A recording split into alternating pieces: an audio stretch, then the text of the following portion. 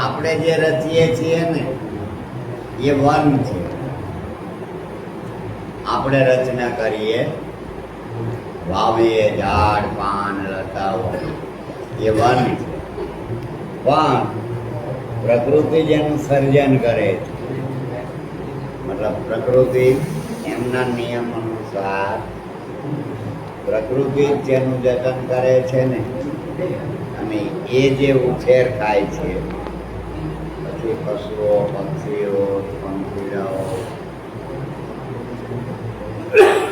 કીડાઓ હજારો જીવને ઉપયોગી થાય છે, એને જંગલ કહેવામાં આવે.